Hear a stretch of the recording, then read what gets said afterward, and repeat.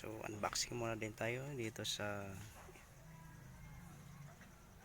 bagong dating na hand drill galing sa Ingco.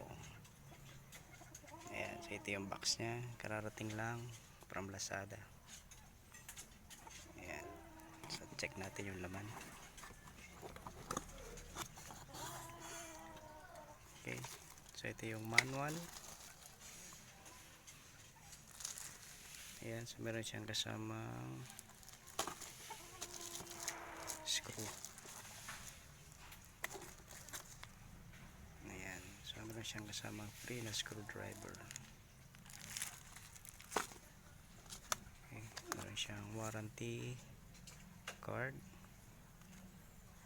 Okay, then ito yung tools. Ayan, so meron siyang charger. Okay, bilog nga lang yung pinaka-plug niya.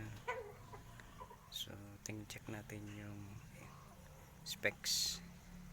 Ayan, 110 to 140 volts, 50-60 Hz, 13.5 volts output, 0.8 amperes.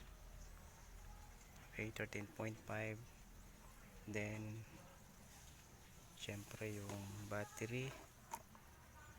Ayan, so 12 volts battery. So, sakto lang. 13.5 yung charger. And 12 volts yung battery. Ayan, so ito yung pinaka-plug ng charger. Ayan, kung i-charge natin siya.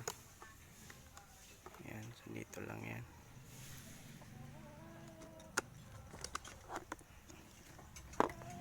Okay. Then, pwede nang i-plug in. It's either 110 volts or 100 volts hanggang 240 volts. So, auto volt yung kanyang charger. Okay, so lagay muna natin siya.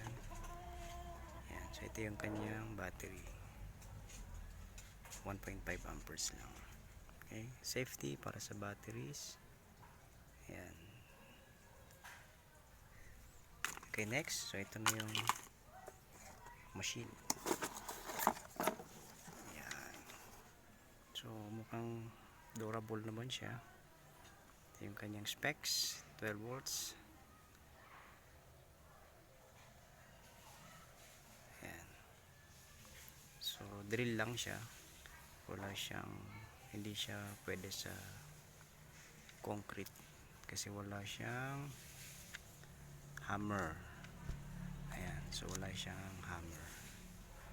So, pang drill lang talaga siya. Pang barena lang, pang screw. Then, meron ding reverse, forward.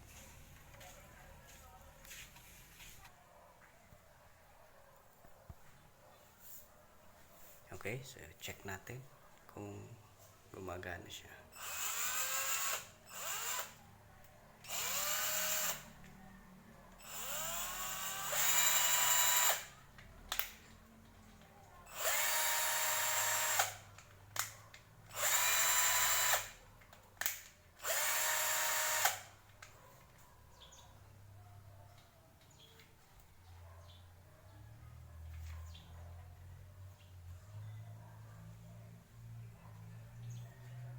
Okay, so mukhang maganda naman.